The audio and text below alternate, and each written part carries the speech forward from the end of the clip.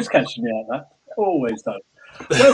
Welcome to Monday night. It is the Plastic Crack Podcast, Series 3, Episode 17. 17. You said 17. Definitely 17. It feels like about 117, especially after 2 weeks ago in Derby. But we won't get onto that tonight because we were man down. We brought in the A team and substituted the Clacton reserves player out.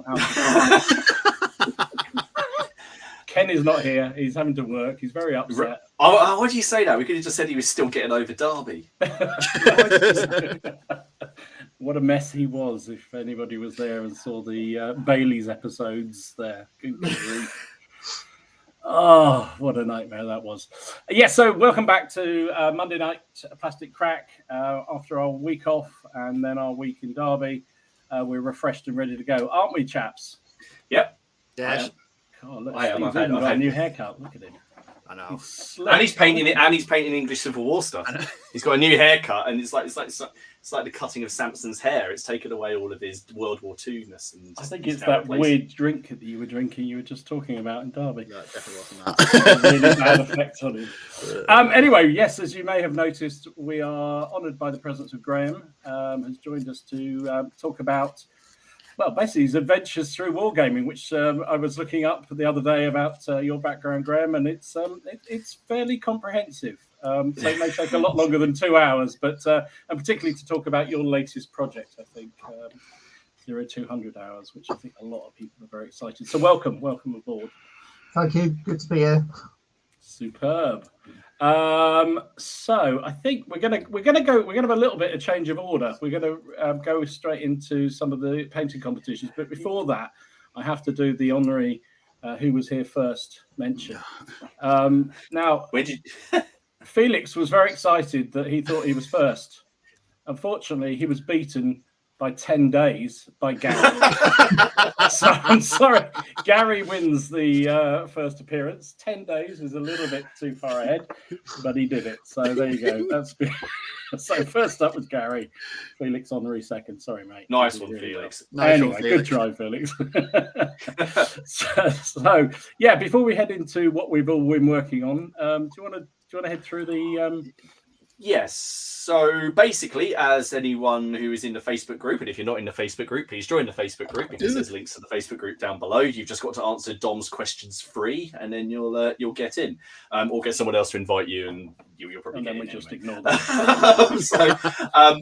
But you'll know that there is the online painting challenge that is set up and run once a month by some of the guys in the group, and we couldn't put up the entries from April at the end of April, and we couldn't do them last week because we weren't here, so we're going to do them now, because otherwise what's going to happen is in 2 weeks time we're going to have two loads to go through, and we thought we'd instead of doing it at the end and sort of mixing it in with all the others, we would do it now.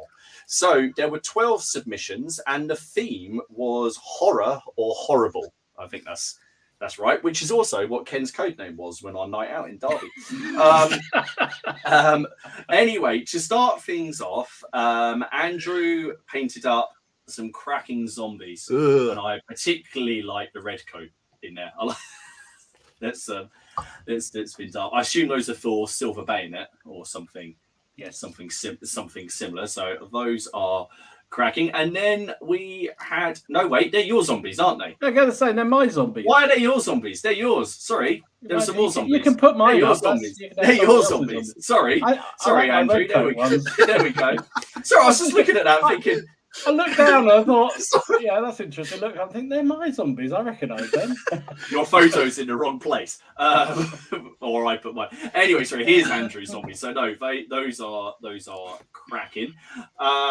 Anthony has done a horde of Seeker zombies for the Zombicide board game, which is a cracking game which I've played and never won once, which is a bit depressing. Some people might say nothing ever changes. I was going to say, I'm saying nothing. All right. Technically, I won that game at Crackcon because I was on both sides. This one, I loved this one when we saw this. This is Dave has done this, and he called it the Warden of Dead Gods. And I thought that was awesome. That is awesome. That is I brilliant. Really, Really I good. know it's weird shit, but I love that. I really like it. I don't know why. It reminds me of something. It's something very Arthurian about it. I don't know why. He just got that really nice sort. But that is absolutely fantastic. And then, Dom, no, they were in there. They are yours. Yours are in here. Yeah, well, I did submit them, but it was just those weren't my zombies. But anyway. Oh, okay. Well, the ones who did show were mine, if you do what I mean. Gaza has done 2 3D printed 54mm figures, including a creepy granny with some cupcakes. Those are wicked as well. I do like the creepy granny. I like the Belgian bun. I like the effort you gone to on the cakes. Steve, I'm sure we saw that girl in the nightclub in Derby, didn't we? Nah, she's too young looking. True. Jesus.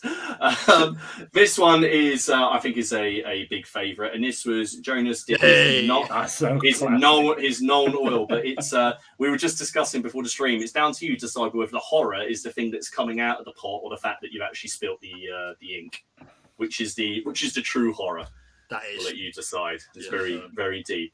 I'm going to butcher the name of this. I can never pronounce it. Pat has done Calabidis from Greek mythology. Anyway, it's from GW. It's a giant Hydra sea monster thing, and it's ace. I love it. It's very, very cool. I love the skin. Paul has done Zombie Chaos, kit bashed after a walk on the beach. P.S. No crabs were harmed in the making of this miniature. Fantastic. I like the water. I like the face in the water. That's just like down to the right. That's very cool. Oh yeah. That's very, very nice. Roy has done some Raoul Partha stuff that's just called Gold. I remember. Wow, that takes me back a little bit. That's classic. Awesome. That's awesome. That's what I thought my career in archaeology was going to be like when I started studying. It is not. Stephen has done. He's titled his "Welcome to Fright Night." That's very cool. Those are very cool, and I assume those are from GW. But are you using those for anything else? I don't know. And then Tony, the witch hunters take on a vampire, a diorama. Oh, this is brilliant. This is fantastic. That is wicked. Look at the picture. The picture on the wall. That is nice. My goodness, these get better and better, don't they, every time? That is fantastic. Well, I've got to spit the last one now. Warren's is the last one, and not just because it's just now. Warren, I'm pretty sure he printed these. Warren did a mariachi band. Look at them. Absolutely fantastic. Absolutely fantastic. It is absolutely brilliant. But no, well done everyone who took part in it. The current one is underway, and if you go to the Facebook group and look, I believe you'll find it's cavalry, isn't it, or mounted? It's something mounted, isn't it? Cavalry mounted. It's something mounted. My favourite subject. Can we? Lovely. I'll dig something out. Just when I've started taking my Wars of the Roses commanders off of their horses. That one. Anyway, guys, well done there. It's absolutely fantastic to see that stuff on the group and to see people taking part in it and actually sort of challenge themselves a little bit with something a bit different. So keep it up. Absolutely, it's fantastic. Some brilliant work as ever. And reminder, if you haven't already done it, the link in the description to the Facebook page. Sign up. Put your work in progress up there. Show us what you've been working on, because it's always great to see it. It's fantastic inspiration for everybody. Some amazing stuff goes up there, and just the sheer variety of what everyone's doing. And in case anybody's thought I'd forgotten, I haven't. Thanks to everybody watching this on replay. I did forget, but I just remembered just then, so that's all fine. So reminder also, links to all our channels are in the description and everything else. So thanks to everyone, and if you want to hit the like button and hit the subscribe button to all of us, that's even better. Thank you very much. I should probably say right now, just before we get into the meat of today's episode, that there will be a Crackcon what's the right word? Yes. Remembrance. There you go. Look, we'll tease it. There we all are. Sorry, Dom, I know you put that up. I thought I'd just say it. Yeah, go for it. But it's going to be next week on Ken's channel, where Ken is in command. God help us all. But so we'll be having our Crackcon roundup then, along with his chosen topics. So if you're here and you want to see that, and you want to hear about all the frivolity and see the pictures, then hop along next week to Miniature Wargaming Warriors. Ken in charge. That just sends a cold shiver down my spine. Anyway, I thought, again, in a break with tradition, we'd go to our guest before we go back to what we've all been working on this week. So Graeme has been sitting there quietly enjoying the pictures rotating through.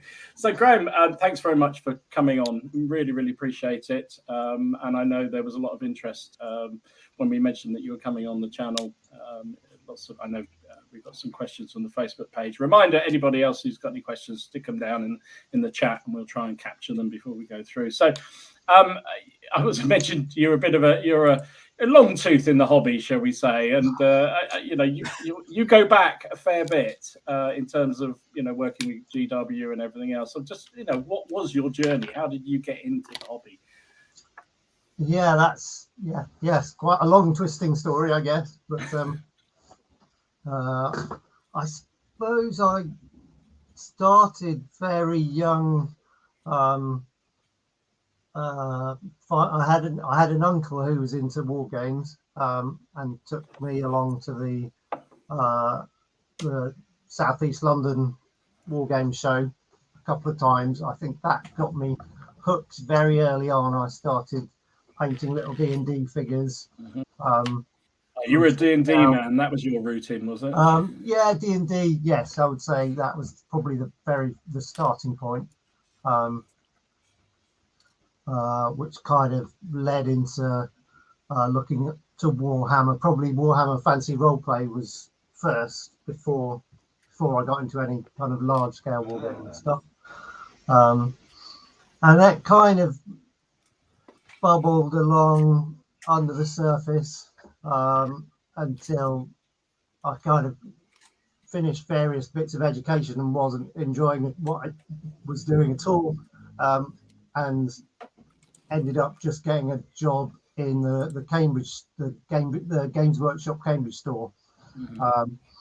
And so I worked in retail for a bit, which is where I started collecting Chaos Space Marines and various other bits and bobs, and then applied for a job in White Dwarf. They advertised in White Dwarf for more White Dwarfers. I applied for that. I didn't get into White Dwarf at that point, but they took me on into the editorial team, kind of laying out, proofreading, laying out all the codexes at the time, the army books. And then after a bit, they moved me on to White Dwarf just about the time that Paul Sawyer started. So I was there for quite a lot of years. I ended up being deputy editor of White Dwarf, writing all the silly intros at the beginning of the magazine. There was the Battle Games in Middle Earth, which was the Lord of the Rings part work, which I think got a lot of people into the hobby. So I was editor of that for a bit. I moved back to the studio and did all sorts of different things. The first Apocalypse book, City Fight, whatever editions of 40k and Warhammer came out around that time. The Warhammer where you had really huge units, if you remember that one. I think that was the last one before they changed everything, and when you said have proper units. Then I left Games Workshop, ended up at Warlord Games after a bit. So that was my big introduction into historical stuff. So it was there where I wrote Test of Honor while I was there, and that all kind of came about. And then left there, and I've now, after a few other steps, have ended up running my own little business called Graham Games, which we set up to take ownership of Test of Honor, and then now where we are now with launching a second game. Crikey, it's quite a journey. And were you always a sort of more on the fantasy side of your interests, or had you always had a sort of hankering to do more historically based games? Well, like I say, the historical stuff is really only started when I moved to Warlord. I started with fantasy, so I guess that's my first love. But I think as soon as I started working for Games Workshop, I kind of got a big attachment to those Black Legion Space Marines.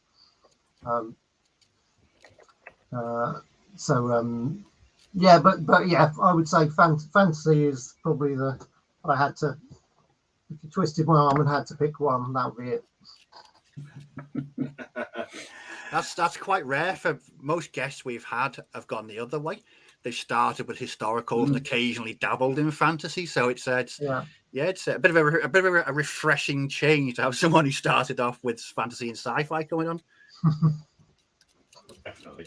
Can I just ask, what years were you in Cambridge? Out of curiosity, that just Cambridge store. I'm just trying to work out if it's your fault how much money I spent in there. It might be. It was when the store wasn't on the main road like it is now. I think it was. Is that when it was on right Quayside? Around the back, behind, like next to the canal, and you kind of had to go right round the back. I remember that. Tiny precinct. I remember that. Yeah, I know that. That's all bars now, but yeah, I remember. Yes, you probably sold those hashtag I blame Graham rather than well, that's why. I actually get to the it's your fault. Yes, based on that. Okay, no, that's so. Sorry, when Dom said sort of you're going through it, I mean, when you were like writing, sort of you said you were writing Test of Honor, did you just one day, was it just little ideas that you had, like rule systems, or did you suddenly just one day think, I want to try this? Or was it as you were writing for White Dwarf and these arguments, you had your own ideas and you just put them to one side until you found something to put it into? I tinkered around with a few kind of little bits and bobs while there was Games Workshop, but usually it was just making little suggestions when I was editing codexes and rule books and stuff in the studio. So I'd often go, "Oh, why don't you try this?" and then give the writers a little idea of something to run with. And I always felt I could have just written that myself, couldn't I? And then, and Test of Honor just came about. I was in an office with Andy Hobday, who does a lot of stuff as well now, and we've been friends for about a decade because we both trained in Aikido together. Right. So, which is why we're both into kind of Japanese samurai stuff. And he just randomly said one day that it would be cool if we could do some little samurai skirmish game. And I thought that sounded cool as well. So I went away and started writing stuff, and just really based around that, some kind of mechanic where you could have that swirling sword fight that you see in films. So that kind of little spark of an idea was just to have a combat where no one's ever trapped in combat. You're not locked in.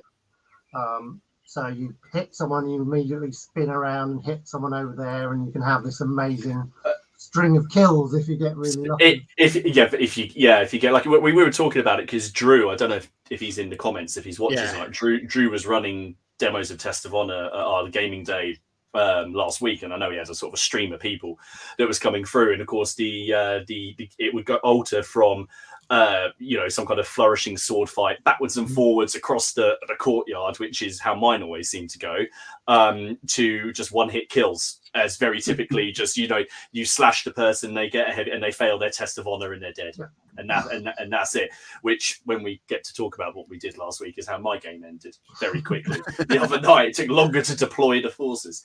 And that, I think that's with test of honor, and I think this is probably, obviously we'll talk about 0-200 hours, but I think that you captured that really, really well, that sort of back and forth action, especially with the mix of the activation system and drawing from a bag, but then also the fumble system whereby you go in to attack someone, but if you roll poorly enough, and if people who've watched the battle reports, know that this happens quite a lot, you trip over or you get hurt or the guy jabs you back. And I think that's a really interesting mechanic, and it's just nice to see in the tabletop war game, instead of you hit the unit, you bounce off, you then spend a while staring at each other until you activate again, which can have a tendency. Dom knows I've got an issue with with stuff like that. That's it. We've just actually you've just had a comment which was Steve said, thanks to Drew, he's played his first game, but now it's not going to be his last. So no, I know there were quite a few people up there. Dom, you've have you played any games yet of Test of Honor? I know you. No, I've got as usual with me. I've bought the rules, I've got the figures, I've got the armies painted up. I just haven't found the time to have a go at it yet. But I promised myself I will when life settles down a bit more, if it ever does. I was gutted. I was gutted I didn't get to play Test of Honor at Crackcon. I really was. Because I saw the setup. I thought I've always wanted to play it. I've seen battle reports. It looks totally awesome. I love that kind of the smaller game, but full of action, and it just looked brilliant. So no, I will definitely be dabbling at some point in the future. And I know that cinematic theme. Yes. I know it's something you talk about, Martin, a lot in your games with that, and it's also Dead Man's Hand is a bit the same. It's that sort of, you don't take it all too seriously, but it's just a good fun. So you imagine yourself in a movie somewhere, flashing blade and everything else. Well, we introduced someone else to it on Wednesday just gone, and he'd never played. But after just watching one turn, the idea, because you've you have that static free success, or free swords is a success. So everyone knows that's what you need to get. So it doesn't matter, anything else. You basically say if they've got 3 swords or they've got 3, then you're golden. If you get 5, you've done really well. If you're like me, you get more crosses, quite a lot. Then I swear there's more crosses. Is there only one cross on those dice? There is, isn't there? Yeah, I swear to God, there's one on mine. I swear. It's just your dicing luck. I've got a duff set. I'm telling you. Haley, my wife, is bugging me to get on with that because we're playing it in the campaign, that the linked battles that came in the core book, and because she's just wiping the floor with me game after game, so she's bugging me actually to do the next one. So I'll have. It wasn't a set of dice that Miller gave you again, was it? No, but he's now banned from touching any dice of mine and or gifting anyone any dice ever.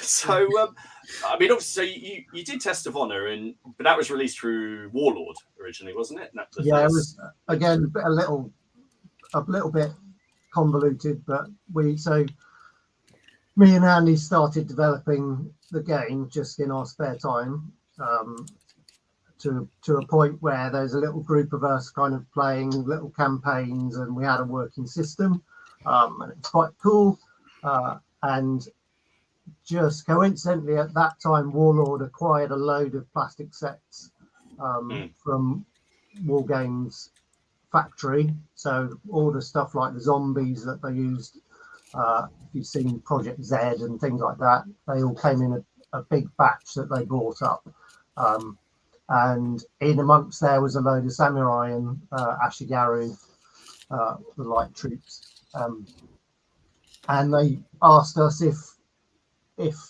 we'd like to kind of use our game and have our game published, and we said, well, yes, please. So I spent a lot of time kind of reworking it. That it was only at that point we put in the special dice with the swords on and stuff. Previously we've just been using D6s, and it came out, and went very well. I think, as you say, I think the simplicity of it, it's very easy to learn, and the fact that it's quite small scale, you just need 10 figures maybe each, and a smaller board. It's a shorter time scale to play, so I think it's just a very accessible, easy game. It doesn't require you to assemble a massive army or have an enormous table or any of that. No. And it just worked out really well. And that's it. And then when you've got the second edition, effectively, and you've got, because I've got to say, I've just pulled it out the cupboard, and obviously we'll come on to 0 to 100 hours, and because you've got some similarities between the two, but this box with the rule book, the cards, the dice, and basically everything you need. It's I've heard people refer to these as gubbins boxes. So basically everything you need minus the miniatures. In my opinion, is one of the best sets that I've seen for getting into a game, because that's literally it. You can, once you've got this, you can use anything pretty much to play. You get one of those plastic sets of Ashigaru or whatever, and a couple of samurai. There's even a samurai in here, isn't there? There's an armored samurai in here. So was that something when you wanted to do? How did you sort of evolve from just sort of a simple just a rule book with the big box set to just doing this kind of thing? Well, there's a few things there. So first of all, we parted company from Warlord essentially with the rule set and the name, whereas obviously all the miniatures that are built up in the first edition were still belong to Warlord, and it was less than 2 years since the first edition had come out, and people aren't crazy about being forced into buying loads more miniatures that quickly for a second edition. So we were very aware that we didn't want to do that. We wanted to give people options to use their first edition stuff, or just use Perry's got their own lovely range, and there is various ranges out there, and we just wanted all of those to be fine and acceptable. So yeah, it was really a rule set that you could use with whatever you got. So it was easy if you played first edition first, or if you were just starting fresh. That was easy as well. I've got to say, one thing I do notice about that is for a rule book. I mean, the rule book's not huge, is it? I mean, it's half of its scenarios, but you've probably got more scenarios in your rule book than I've seen in some games that have got multiple expansions, but they never release scenarios. And that's one thing that people always seem to cry out for is, people are fine with inventing, things, but they also like a nice, just a few, some difference. And I think you've got, was it 18 or something like that in the book? In that book, yeah.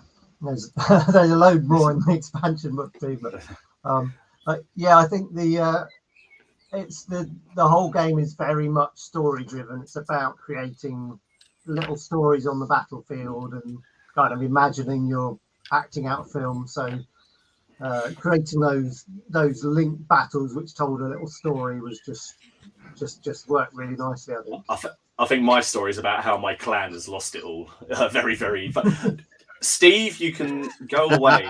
You can go away. Do you know what's really annoying about that? I forgot to bring my 6mm army. I was going to give them away. I was going to give them away. I was going to put them in the raffle. They're here. Look, they're right there. Look, my 6mm army. There we go. I meant to put them in the raffle and I forgot them. I have to wait. Alex had a question for you, Graham, about mechanisms. We talk about, kind of mechanics of rule systems a lot, and there's definitely a flavour that sort of flows through. You see the common trends going, and he's asking, how far do you try to avoid existing mechanisms in a new game, and how hard is it to come up with something completely new? I mean, I think it's very hard to come up with something completely new. Because they're all trying to simulate fighting at the end of the day. But I think it's. I mean, I tend to not read other rule sets, so that's, I guess, is part of my technique is to never read anything. So obviously, inevitably you play various games, and through the years, but I'm not an avid reader of other rule sets, so I don't seek out things like that. So, and I think for me, it's very much about trying to make a mechanic that actually makes sense. So the mechanics of the rules are actually reflecting the story properly. So you keep that story in mind and how you vision the action kind of run. Absolutely. So, and for me, certainly in Test of Honor, all very much centered around that kind of free flowing combat idea. And everything. What I kind of tend to very much focus on that one kind of element or image or action that I'm trying to create. And everything tries to serve that purpose and make that thing work really well. Fantastic. Well, I suppose that kind of leads us in then to talk about your latest set of rules, the latest venture, which is 0-200 hours, which is night raids in World War II. Sorry, I'm going to choke. Our friend Steve getting very excited. I know. That's what I was going to say. When we, because I first became aware. Now I became aware as a bit late to the party. To be honest, I just happened to see some of the renders for, I think it was the Demolitions chap on a wargaming news website, and I posted them up, and Steve here got very excited because something we chatted about, and Steve loves his World War II. Well, so does Dom, but is this idea of doing the night missions, the raids that could then maybe affect a bigger battle, later on. But the idea, Guns of Navarone, Heroes of Telemark, that kind of stuff. So what where did 0-200 hours come from? How did that even begin? I actually don't have a kind of good moment where it suddenly sprang into being. I have a big book of ideas for games, because it's fairly easy to come up with ideas. So I have pages and pages of stuff that could be done. The tricky bit is deciding, I'm going to spend 2 years working on that one. I mean, I always found the World War II genre is very rich and deep, and there's so many great stories again, and again, it's war films as much as the real world history, which has inspired me. As you say, Guns of Navarone, even like things like Where Eagles Dare and stuff like that, the kind of action movies, but as well just computer games, even if they're not World War II. I've been playing Cyberpunk recently, and it's just those games where you sneak around a bit and try and take out a few guards quietly before eventually they spot you and a big firefight breaks out. That in this case, that was the idea, the scenario that I wanted to create in a game, was that sneaking, silent takedowns. I was going to say noise over there, and the guards kind of go towards it, which allows you to sneak around the other side, and all that kind of thing, which I'd not really experienced in a game before.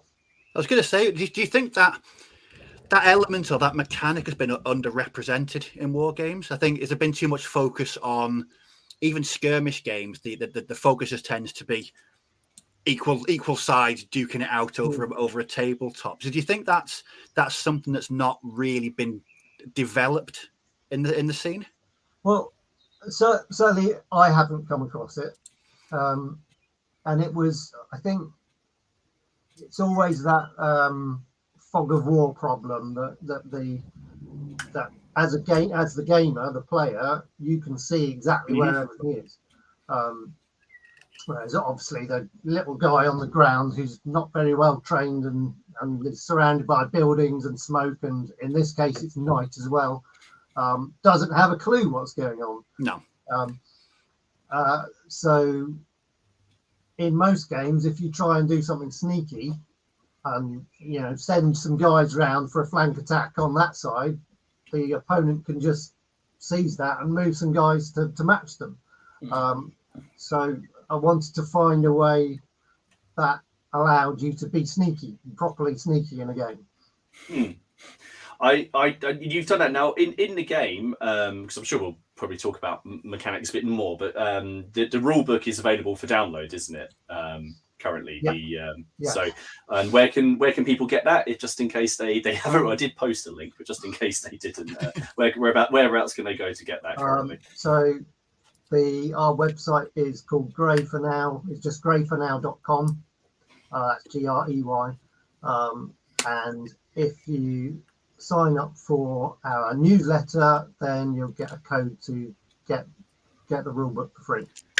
And fantastic. And in because the way you've simulated is you've divided actions into, well, there's two sets of dice, isn't there? There's white dice and there's black dice. That basically the white dice, get this right way, the white dice are things that will cause noise, and the black dice are stealth dice, effectively. So depending on what you're doing, you'll create a dice pool of, say, 2 white. So if you're firing a gun, it may have 2 white dice and a black dice if you're hidden, and then you roll, and then those white dice can basically reveal your position to the enemy, basically. But you can also then sort of re-hide yourself later and get in, which I really like. And something which I think is interesting, and I think it shows that you're playing. Shaco's has just said this back in the comments, but I can't find a comment. But he says there you go, Dom. Look, Dom there. Sorry, you're playing the period and not the so you've got that flavour of what's going on. Is that the Germans are on patrol routes at the start of the game? You have to set out where the men are patrolling, and they have to stick to that as far as possible, don't they? Unless there's something for them to go and investigate. Yes, I mean, I see someone's asking, is it competitive or a solo game? So as presented, it's actually a competitive game. So the defending side, which is in our case the German sentries, you start by laying out, deciding where your patrol route's going to go, which way you want to go around all the buildings, how near the edge of the board you want to be, or do you want to stay close to the objectives. And the sentries, when the sentries activate to start with, they'll just be following that route. And they'll only move away from that once they've spotted one of the attackers, or one of the attackers has rolled one of those white dice and given themselves away. At that point, they'll start to move towards the guy that they've spotted. Okay, that's very cool, because you've because I mean the range of miniatures that are coming out of this. So I feel like I'm jumping around, but you've got Alsatians in this. There's guards with dogs. Yes, which is just fantastic. I love that. That's brilliant. I don't know how well you'll be able to see this, but oh yeah. Oh, lovely. I saw it's in the pre-order set, isn't it? The dogs. So. Yes. So the SAS sprue that we've got comes with two different. The sentries. The sentry sprues comes with two different dogs. So you get 6 guard dogs in the set. Is that there we go. Is that that's the box, isn't it? There on the. So yeah, that's the starter set. So yeah, again, the defender, you have. We have military police in the game as well, so fel gendarmes, who are a little bit better at being aware and spotting the attackers. You can have the guard dogs, which will sniff you out even if you're behind them, because one of the key things in this game is that models have a face and they have a front and back.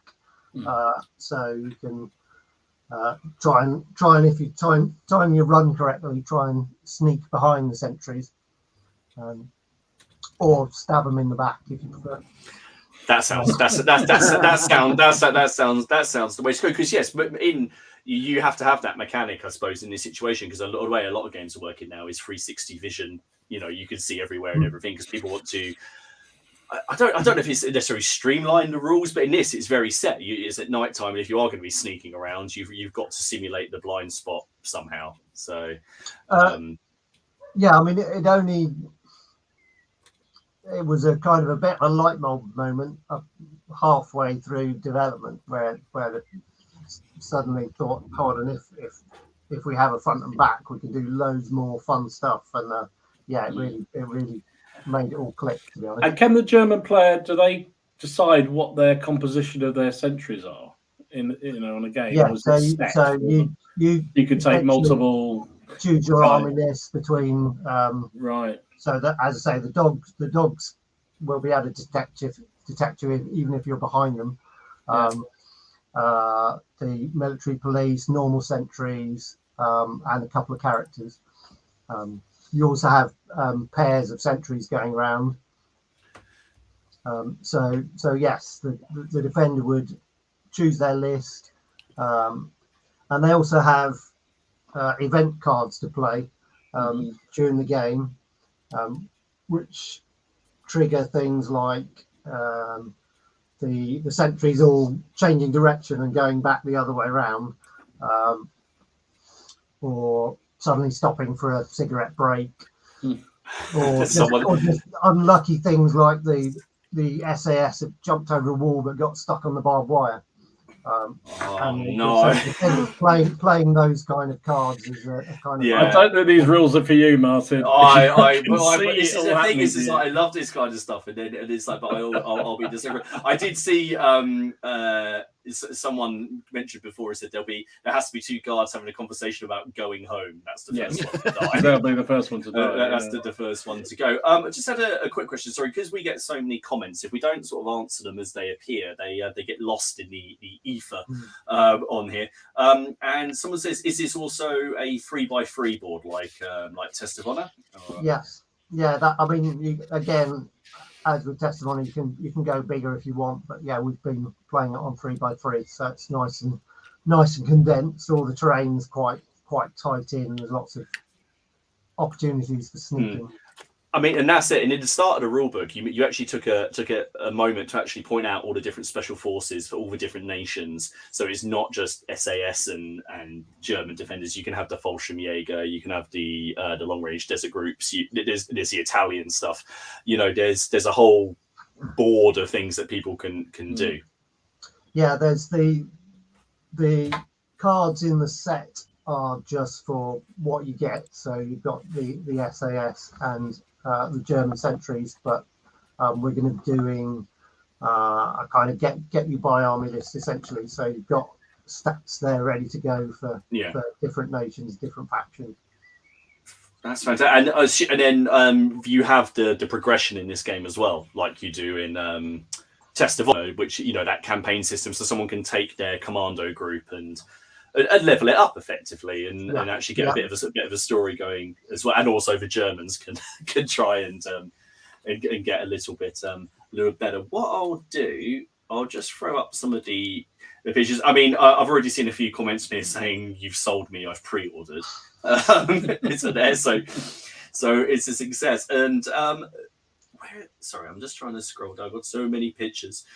So in that, just quick note. So the starter set comes with the rulebook, the dice, tokens, and you get the SAS and the Germans. And these are War Games Atlantic miniatures, aren't they? Yes, we've kind of made them in conjunction with War Games Atlantic.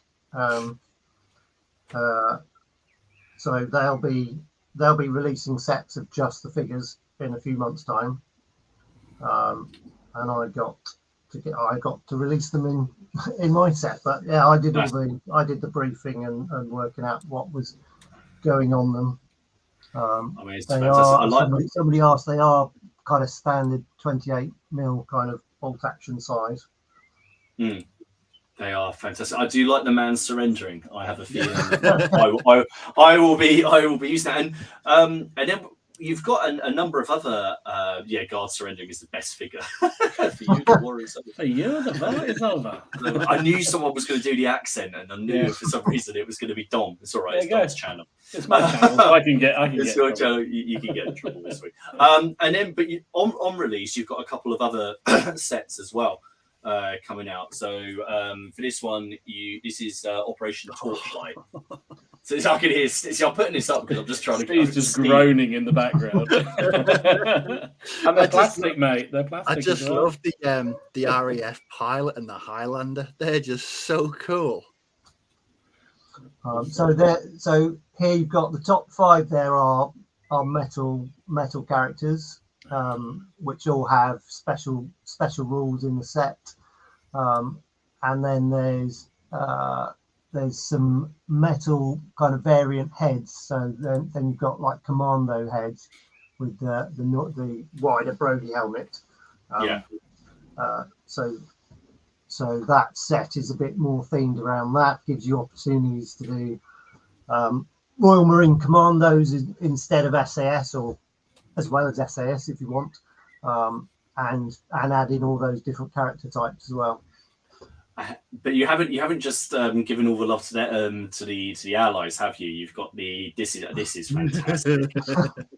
This is fantastic. Brilliant. I like Major Tote at the top there. I like the scientist. That reminds me of on our weekend 2 weeks ago when David gave me the tequila Dave. That is actually how I was looking at it. I'm trying to work out whether or not it was a good idea. It wasn't. But no, it's fantastic. And then presumably you have more sets planned and for the future. Is that with War Games Atlantic as well? Or? Some of it will be, yes. I think we'll probably be doing some a partisan set at some point, because they've already got some nice partisans. I'm certainly keeping a close eye on all their World War II stuff to see if I can make use of it down the line. That's absolutely. Time for an LLR. You definitely. Well, I think that was definitely an influence. Yes. Was it Helga, the blonde lady? There was definitely looked like there was inspiration in that last lot. I think, very much so. Yes, it was. Absolutely. I can see. Do you want like this? Drew's just said once this is released, you're going to be on a super yacht on a private island. So you can't see anyone not wanting to buy this game. I suppose the thing is because you're releasing a bit like we said, just like the gubbins. You're releasing because there's a lot of people with some vast World War II collections already.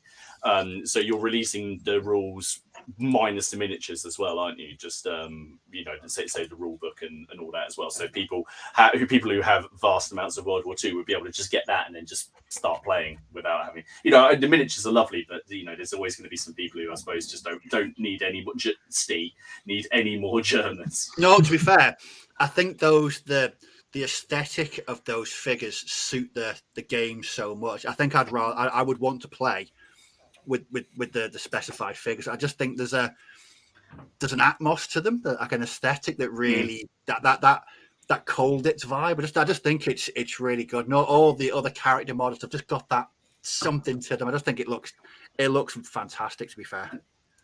Yeah, I was obviously very aware that there's hundreds of World War II figures are already available. So yeah, we were trying to find a niche which has not really been that well served, particularly with the Germans. So they're all kind of patrolling or standing around, which is quite different to say your bolt action plastics, which are all hyper actiony.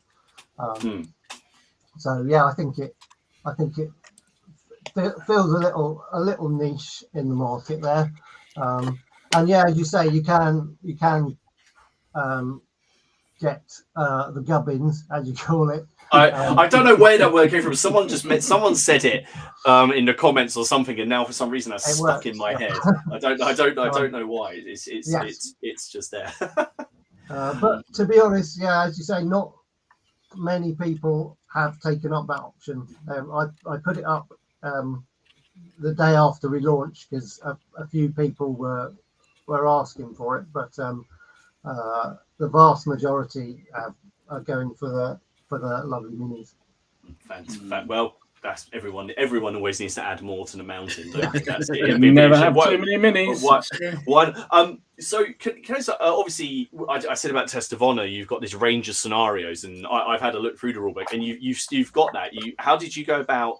Because typically in larger World War II games, we see things like destroy the ammo dump, take out the enemy commander. How did you just look at films and go, right, I like that one, we're just going to go through lots of missions? Because there's some in there that are absolutely fantastic. The missions, they're brilliant. There's a lot of flavor to them. And there was one I was reading, which is like, there's no way I'm going to win these. There's just no way. If I'm the SAS, I'm not going to win. Steve's looking now, going, I wonder what I can do. I'll be honest. I've got so many plans. I've just got scenarios going off and different. And the thing for me, what makes it different is the game size, a 3x3 board. I just think that lends itself to the sort of sneaky, stabby in the back type games that you're going for. I just think, and like I mentioned before, I don't think it's been done well in games before. Red Steph has said it's now his gaming ambition to read a scenario and say, listen carefully, I'll see. All right. You win the comments for tonight, dude. Well done. You win the comments. And another person who's pre-ordered has just said, and obviously I know it's early days because you haven't even released this set yet. I mean, it's on pre-order, and judging by the pre-orders, it's going to go well. But do you have, because you've done the Sengoku expansion for Test of Honor, would you have other sort of campaign expansions in mind for 0-200 hours as well? Big question, I suppose. You've got to say, there's so much scope, isn't there? Because it's World War II. You can do. The classic SAS in the desert is a great thing. You can do. Jungle works particularly well, even if it's not nighttime, because it's the same kind of really short line of sight thing. So I think kind of Chindits sneaking around fighting the Japanese would be great. Awesome. Eastern Front. Mediterranean. There's so much scope. There really is. The sky's the limit. I'm going to just share this as well because I meant to do this, but for some reason I've been looking for this photo and it deployed itself somewhere up there in the other photos. This is your release miniature, which this comes with the pre-orders. Is that right? Or is this in the? It's permanently in the range, but it sits in some of the pre-order bundles as well. Yeah. The guy who's late to the party, and I can see so many people wanting this miniature. I can see this ending up on your table. All I can hear is like sirens going off.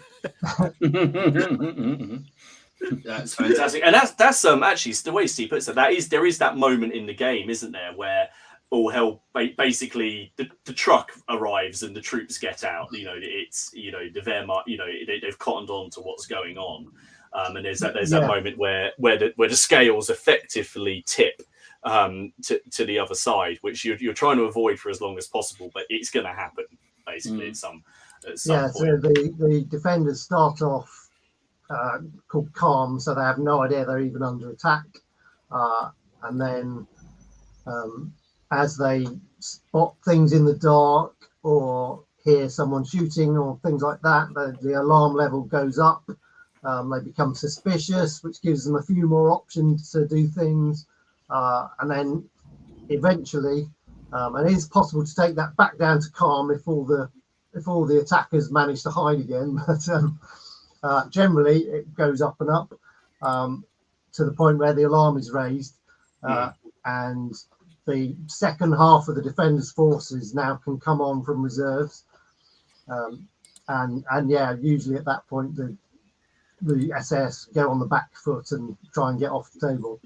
they're trying to scarp her. You see, that's the moment that I think will happen very quickly if I'm doing this. Who knows? Maybe this will be the one where I actually start beating Hayley. To be fair, when so my wife does. I think you've seen some of the battle reports I've done. My wife does enjoy war games in limited quantities, but when I told her that it was a World War II game, and she sort of rolled her eyes a little bit. But then when I said it was using Test of Honor, effectively it was by placing your own Test of Honor, and you're drawing out of a bag and like that. All of a sudden, she seemed up for it because she loves Test of Honor and loves that system. So I've been trying to get her to play bolt action and things like no interest, zero interest.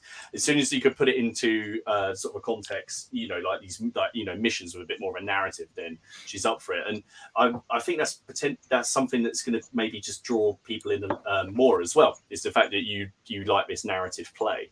So therefore, it's not just simply two armies lining up and smashing into each other. Yeah, I think if you're playing bolt action or any big war game, it's a massive commitment of time. You're rolling hundreds of dice, and if it starts to go badly after half an hour, then you're in for a pretty lousy afternoon, likely. Whereas with both my games, generally you're playing for about an hour. There's inevitably less dice rolls, but they're telling more of a story. So even if it goes horribly wrong, you tend to still enjoy it because it's been exciting and interesting stuff has happened, and you've got time to play it again anyway. Nice. I was about to ask, what is the sort of what is the average game length? It's again loading question, I suppose, because you could all go wrong in turn one. Yeah. For the average player, shall we say? yeah. I think again, it depends on how from the start how many models you're using, but maybe an hour and a half. You could happily play a game in an hour and a half. Fantastic. Brilliant. That's it. I should probably ask this question now, Dom, if that's all right, because I've just got and found it. Matthew asked on the Facebook page. I think we covered this a little bit, which was well, first of all, he said you still have that massive Black Legion army he remembers in White Dwarf from when he was a lad. That was his first question. And then his second one was, do you, when you with these mechanics and you come up with them, is it a question of coming up with a mechanic and finding a setting, or having a setting and then finding a mechanic? Okay. Question one. No, sadly, I don't have most of that army anymore. A large clear out, I'm afraid, a few years back, and in need of funds. So I think I've still got the odd few bits here and there, but and question two, absolutely, is very much the setting is and the idea is always my starting point.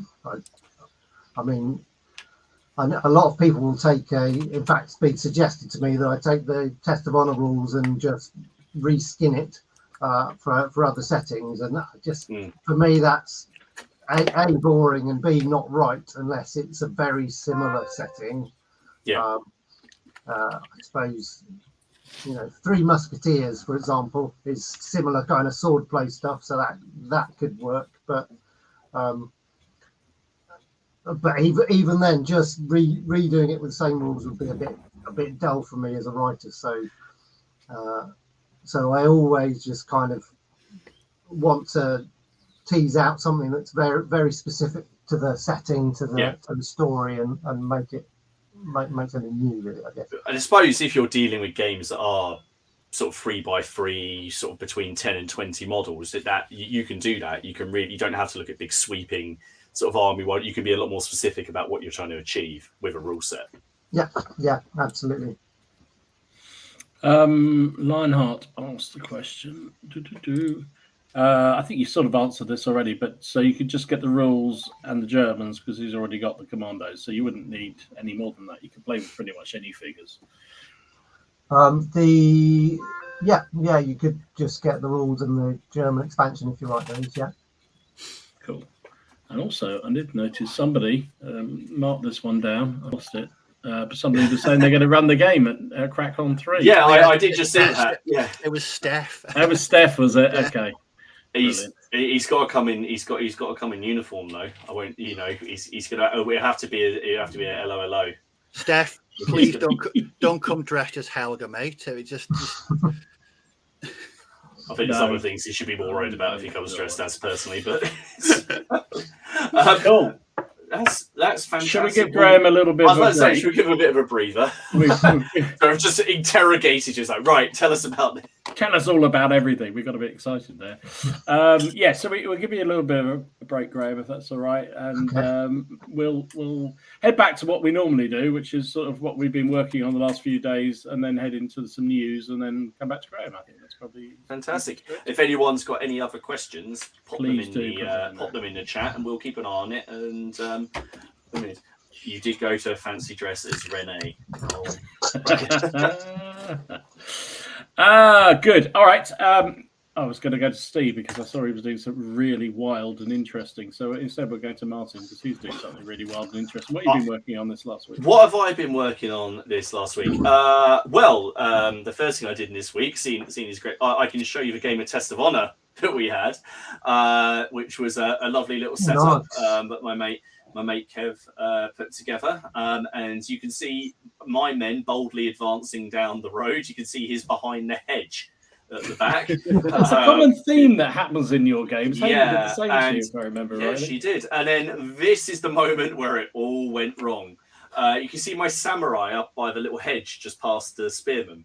Mm-hmm. I saw his and I thought, I know what I'm going to do. I'm going to get out there and charge. And he, to be fair, he did quite well. He killed 2 people on the base, and then his samurai appeared. So I thought, right, there's going to be a duel here. I'll finish off this last base. And the little man on the base killed me because he went first. And I got killed by some nameless goop that was sort of like the goober guy that was sort of, I can't remember. I think it was a Ronin or something like that. But it was a fantastic game. It was good fun. I still don't know where he got those roads from, but the board is from... They make the card terrain. I think that might be from there as well, actually. I've seen those roads. Yeah. Is it battle systems? I think it is. Yeah, that's it. You're quite right. Yeah. That's it. Yeah, no. Buildings as well, don't they? Yeah, no, that's it. And then I've done some painting. So I painted up some ECW, which was the bloody miniatures that came through. I painted up some looters from the latest set, and I decided to base these up as 2 a base. And it was a lot of fun. I tried to put the drinking guy with the one who looked like he was pretty mean, and then the other base with the sort of like the veteran gentleman who's nicking the strongbox. So I'm going to use those as either disorder markers or little objectives that are going to run around on the battlefield. But I've been doing a little bit of basing as well. I know you know what I've been doing. But I finally ECW's ears. I got back onto my castle base, not mainly because I'm going to be having a game with Robin this week. So if you remember, I did my first castle base and it all went horrendously wrong and warped and everything. But I've done the second one and I finished that today. And that's what it looks like without the castle on it.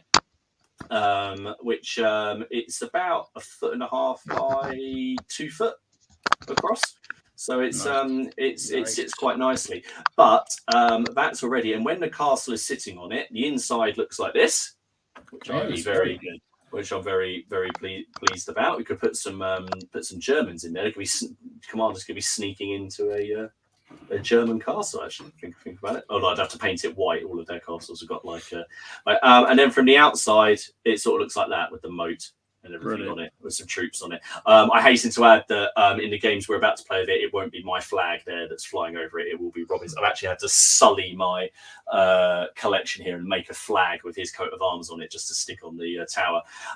But that's after I've done all of the added the bits on, including the guard robe, the extra height on the tower. Cheers, Steve. And also making a note because on the face of it, this is going to be Wingfield Castle, which is where the De La Pole family went and hid, and where they went and defended themselves bravely. But this is so that was it in the corner. But that was actually just bias comes out whenever you talk about the roses. I've noticed. But the moat was a lot of fun to do. I bought some cheapo silicone stuff from Screwfix and then mixed it with white spirit, and my wife complains at the moment that the house stinks. So that was good fun. And then the other main thing I've been working on, and Robin, thanks for building my castle. You're missing the shut up, Robin. We found a reconstruction of the castle, and there's some fish ponds outside, and he's trying to wind me up about the lack of historical authenticity of my castle.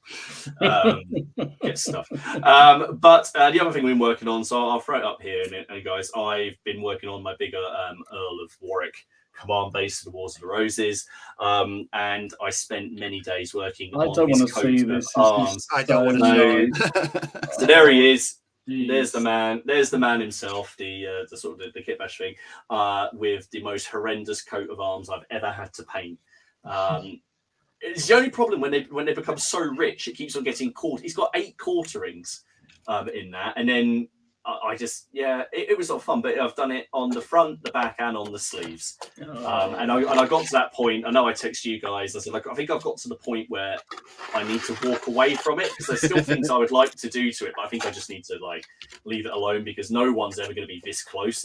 As close as I am taking that picture, no one's ever going to be that close to it. So there he is. I've now got to paint the other 1, 2, 3, 4, 5, 6, 7, 8, 9, 10 models that are going on the base with him, including his brother, which is a very nice little Archbishop model that I've got on there. So thank you very much. But the one thing I don't know if you can see on here, and I'm going to say it. I did the eyes. Yeah, I did the eyes in the helmet. Yeah, I did the eyes. I was very proud of myself that I actually, because normally for these ones, for the visored figures, I walk away from the eyes because I'm like, who's really going to care? But I thought if I've gone to all the effort to paint this bloody chevron on this stupid tiny sleeve, then he's getting eyes. But as everyone's pointing out, he's kind of pointing, and everyone's asking, is he pointing at the 6'4" murder machine that's walking towards him in the form of Edward IV? The answer is yes. So that was my week. So, but it was actually quite eventful, and that was all this week actually. After the gaming day in Derby, I just had a week of nothing, no gaming. I just needed to sort of recover a little bit. Awesome. I mean that is just phenomenal. Words fail me. I don't know how you do that, Helder. Steamer Man. Go for lots of breaks. I saw you've been doing some weird and wacky stuff for you. Yeah, no tufts or turnips or anything. What have I been up to? I started my new bolt action project. So I saw the massive stash of you've been keeping warlords in the manner they're accustomed with that great stash. I put in a fair order last week. So I'm doing a very much like the last one. So the mechanized tank destroyer platoon. Mm-hmm. Going to be lots of vehicles, lots of tanks, infantry light, because I've just found out that I enjoy painting tanks these days. So this is actually a bit of, because I've just actually finished completing this tonight, so I needed to weather it. So this is my first Sherman 5. Oh, nice. Very nice. It's a bit clean looking, isn't it? It's clean. It's very clean. Very clean. I don't like clean vehicles, especially not clean. But I'd forgotten how much of a simple kit the Sherman kit is. Because what I did, I ordered the Sherman platoon. So you get 2 Sherman 5s and a Firefly. Mm-hmm. So they're going to be the main tanks in this project. I've got a Cromwell in there as well. I've never painted a Cromwell. I thought I'd remedy that, but I've just actually finished this tonight. So I'll put some photographs up later. It's all based. Do you know what I'm most proud of this though? It's got a hedge cutter, a Cullen cutter on the front, and I was debating how to make broken bocage. So because I wanted it to look authentic. So I've just mixed in clump foliage with Vallejo mud, and it's the best thing on the entire tank. I'm so chuffed with my mud.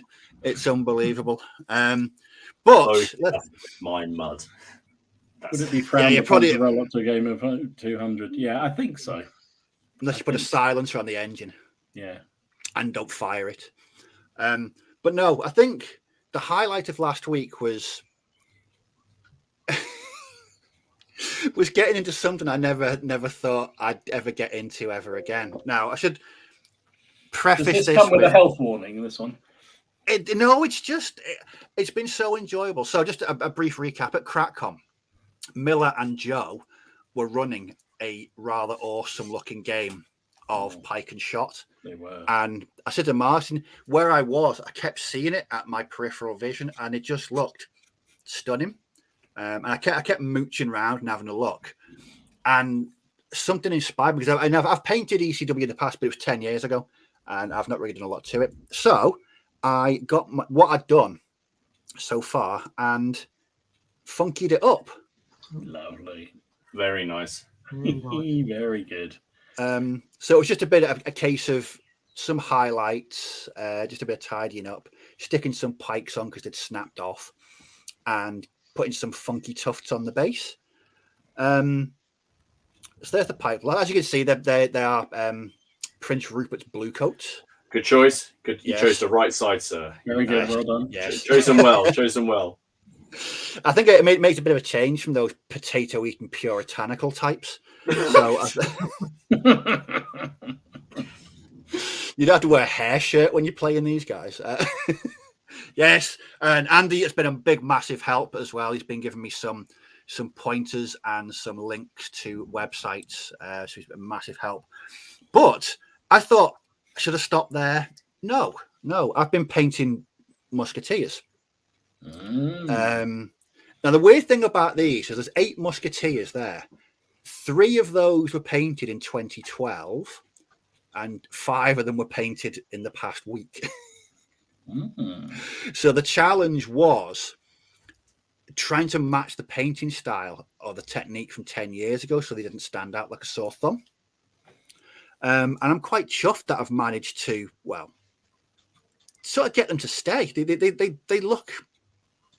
They look old. Well, they look sort of. You've upset him now. Potato eating Puritans. So yeah, I'm back into English Civil War, and tonight after building my tank, I'm going to be building some more musketeers. Does that mean that the next big game does have to be Marsden Moor or something? I think it's got to be. It's got to be. I would, because one of the tips that Andy gave me on Twitter was choose a battle and build your brigade or your battalion around that. So I was looking at either Marsden Moor or Naseby, but I think Marsden Moor might be the one that I go for. As far as I know, aren't we 3 the only ones who do royalists? Yeah. Right, so it just could be us 3 against everyone else, couldn't it? Yeah, brilliant. But you know what I found? They are so relaxing to paint. I don't know what it is. I've just enjoyed painting them because you're a weird man, Steve. You get relaxed during Landschnicks and English Civil War. I just, and then you get no one has ever said about German field grey. I don't get it. Really don't. No. So that's what I've been up to, and I've really got plans. I really want to see this through. I just want to fall. But the daft thing is, I've mentioned it to my regular gaming buddy, who's a massive English Civil War fan. He's a reenactor. He's heavily into it. But he'd long given up painting pike and shot years ago, and so I sent him a couple of photographs, and he was like, "Damn you!" I'm not a potato-eating Puritan. I got a bit of class, bit of taste about me. Depends if the potatoes beer or not. That would probably be. So that's what I've been up to. Bit of both. Lionheart a red card. I just Why? saw this comment go by when he saw your Sherman. Mr. Furious. Oh no! I did say though I'm gonna watch that film over the next couple of weeks. I'm gonna go back. Turn it meetings off. Good response. But no, yeah. So Miller and Joe were fully to blame for this madness. Fantastic! That's awesome. I love it. I think welcome to the royalist side of the ECW. think that's the way. I do think we should do that. Maybe lay on the game. Maybe especially if we can get Martin to set up a scenario like he does, that's completely biased in favour of whoever he fancies supporting. My one wasn't biased. It was biased once Ken started screwing up the rules. Did Ken ever know the rules? That's the question I want to know. So I haven't done much this last week, but I did a bit the week before because I was away this week. So, but I did get on to. I showed some of these on the Facebook page. I did first load of Caballero foot knights. Wow, they're lovely. 24-man unit. I think I'm going to creep into the Crusades. I think that's the only way to put it. So, there we go. Yeah, I think they're heading that way. So that's the first unit done of them. And they were good fun to do. But they've been taking me a while to get around to doing. I don't know why, but I just got on with it, got them done. Quite pleased with how they came up. And got to have a pointing commander, haven't you? So, there we go. Pointing commander. It's compulsory. I just love those 3D prints. They're just superb. Such great detail on them. And what else did I do? Oh gosh, where'd they gone? Yeah, I mean, weird mood. So I don't know why. I was hunting through the stash of opportunity and came across some really, really, really old miniatures. These are special limited edition figures that were either War Games Illustrated or Foundry. I think a bit of both. I have no idea what they were for. The guy with the big gun, it had some sort of bulbous sort of science fiction-y thing hanging down underneath as a sort of reservoir of something. So I cut it off, and I thought these could be Dead Man's Hand figures. Like I said, Dom, that chap in the middle is me on Sunday. It was you, definitely. If he'd been a bit bigger, it was definitely you on Sunday. They're kind of fun figures. And then there was Queen Victoria armed with a shotgun. with the handmaidens, which I thought could definitely go into the Dead Man's Hand scenario. And I have absolutely no idea what these were, but they were in the pack, so I got them done. So that was fun. I don't know why. I was just in a very odd mood before I went away. It looks like adamant. It does a bit, actually. Quite right. I did a building because Tabletop Workshop. Yeah, it is. Ooh, yeah, nice. Yeah, it was quite fun to get done. And I did a mouse because he's awesome, lovely. His little crossbow. He's quite mean looking. I quite like him. Yeah, he looks gnarly. I even read the rules the other day. I'm going to have a game. Bloody. And just because I get given so much grief for starting people on the Franco-Prussian War and not actually carrying on myself, I did a French gun. Oh, nice. Are those Perrys or are those? Those are Perrys. Yeah, they're Perrys. I've got a French gun and I've got the Meteors and also a German gun as well.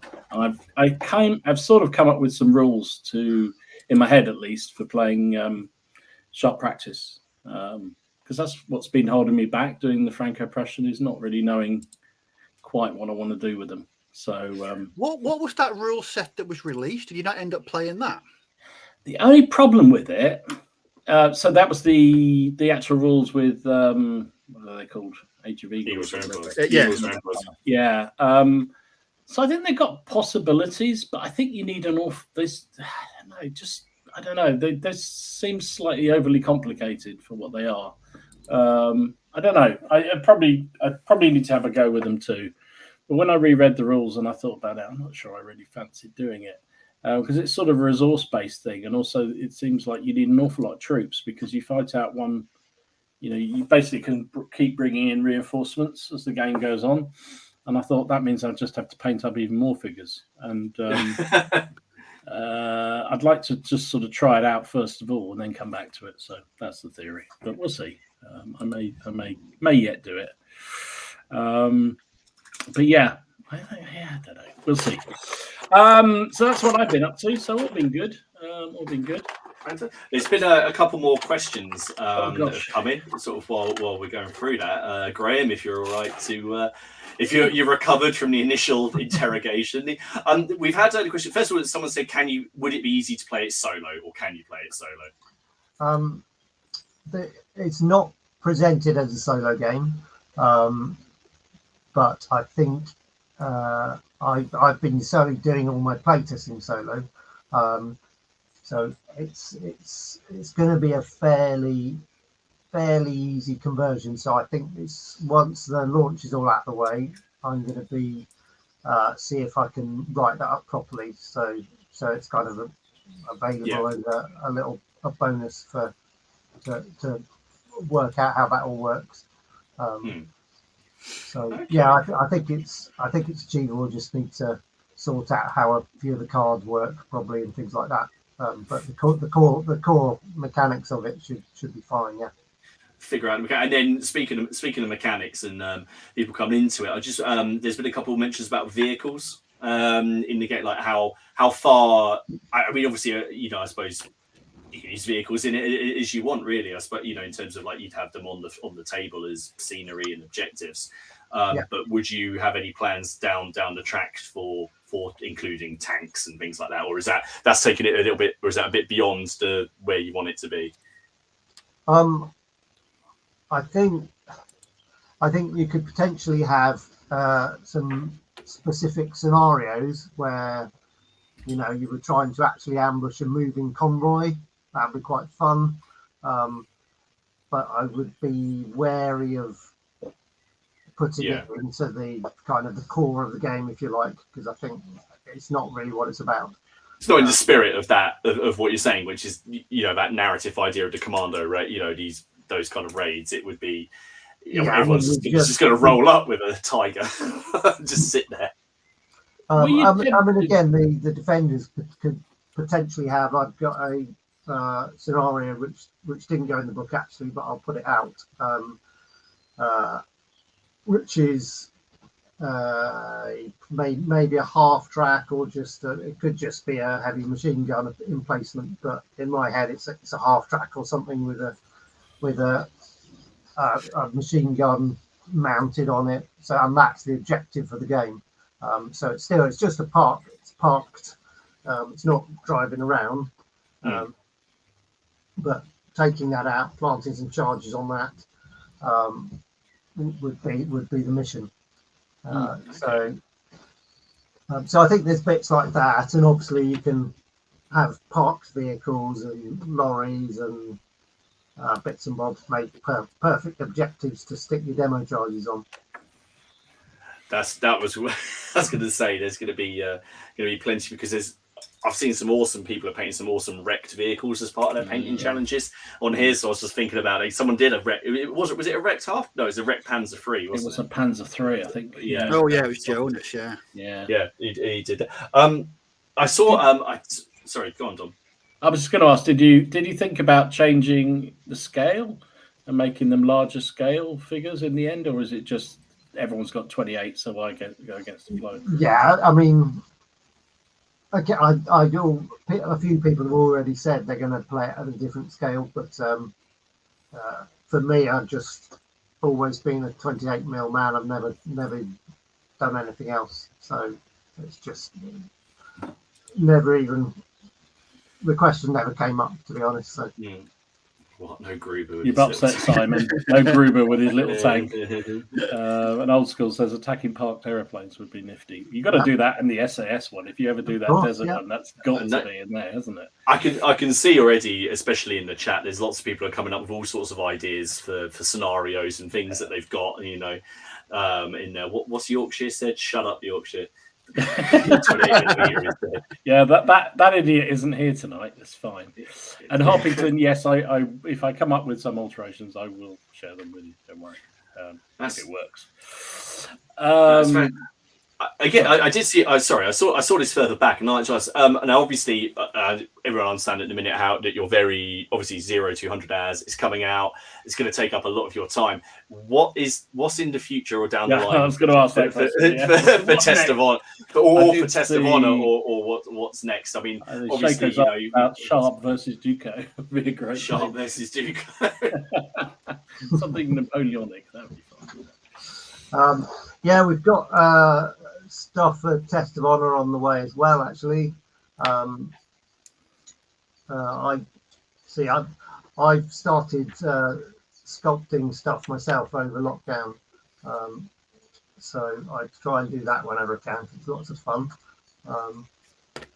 So yeah, there's a new set which is being moulded at the moment. It's all finished. I don't know if you've seen our first set that we put out for Test of Honor was called Unlike the Allies. So it was just a kind of, yeah, it was very much the idea of a film where there's a tea house has come under attack and all the random clientele have to rally round and defend it. There's like a blacksmith, a night watchman, and all yeah, that. And kind of upper class noble and a Ronin, and it's just a complete random mixture of characters. So the new set is taking that idea again, but making them all baddies. So they're Ronin and bandits and just kind of a complete mix of unpleasant characters, but all very different and individual. See, that's fantastic. See, my army in Test of Honor, I've realised I don't, apart from my samurai heroes, I don't have any sort of individuals. Whereas the person I play against, he has all the rebel monks with all of their little individual characters, and they're the ones that come out and take me apart before I even get close to them. So I'll be interested to see that set when it comes out. I won't. He's going to be watching this, so yeah. All right, Kev, there you go. It's going to come out. See, Mark Forsyth has already. He's just said the Eagle has landed. Get into Churchill. There's going to be someone on here is definitely going to be building a cable car or something like that. Oh yeah, that'll be amazing. Where Eagles there you go. There's a challenge in there. Someone who's into their scenery, make that table. Hidden submarine base.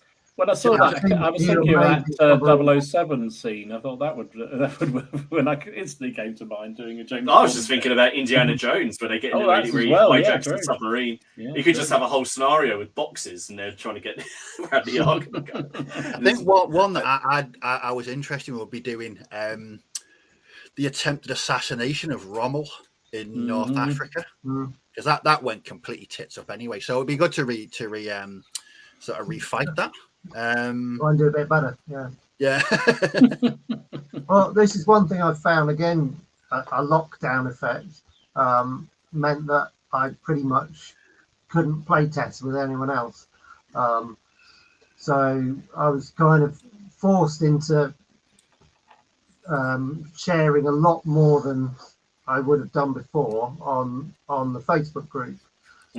So my instinct is to kind of not show anyone anything until it's completely finished, and I think it's perfect.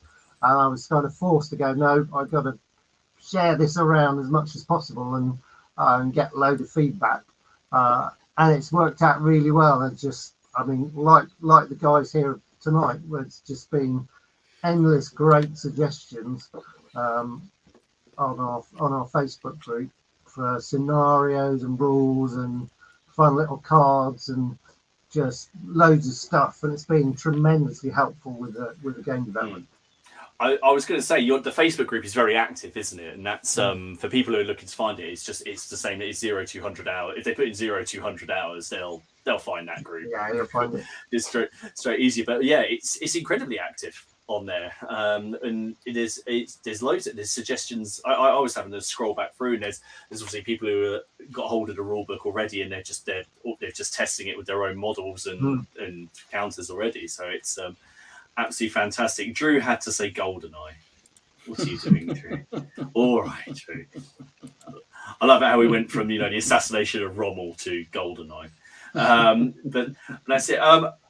That's absolutely fantastic. Oh. What just happened then? My whole interface then just went weird. Sorry. Talking about playtesting and that sort of thing, and reviewing of the rules and stuff. It's something we talk about.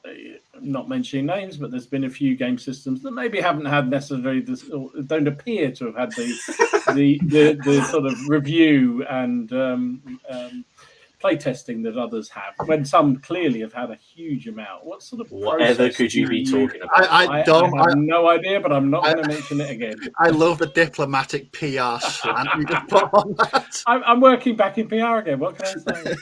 I mean, it's the process for you in terms of developing rules, testing them before you actually get them out on the street, so to speak? Yeah, well, I mean, I guess I put myself in a slightly easier situation by not trying to create a really tournamenty style game. Like, you know, if you're playing bolt action, then it's a tournament game, isn't it? It's designed as a tournament game, and everyone gets really uptight about how powerful flamers are, or you know, and all these tiny little nitty gritty things. Whereas because both my games are more about, I mean, they're still competitive. You can still try and win, and they're reasonably balanced, but that's not the focus. And if the wrong cards don't come up, then something interesting happened. But you might just lose horribly. But it doesn't have to be so perfectly balanced. That's never been the most important goal. It's the stories that it's created. You know, obviously, there's been a hell of a lot of tweaking to try and get the balance. In fact, it's been more about getting the balance of the sneaking right, and particularly the movement of the sentries, just so it feels like they'll come towards you enough if you get spotted, but not too much, so they just all descend and the alarm's immediately raised, and trying to get that balance right, that's been the main challenge for this one, and trying to get the feel of the sneaking right, I guess. That's been the real key.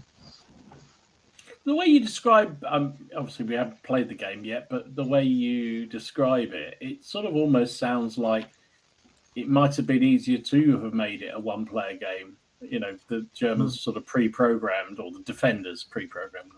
Not always going to be the Germans, I understand it. I mean, so I guess that was a challenge to make it entertaining and fun for the defender, who's sort of got a certain amount of prescribed, as you say, the routes are pre-prescribed, and the cards will determine where you go and that sort of thing. So it's still going to be entertaining for them as a game as well. So that's quite a challenge, isn't it? Yeah, that was a key thing, to make sure the defenders still having a good time. Yes, the game starts out a bit slower for them inevitably, but there's you're all the time you're trying to trick the attackers and try and catch them.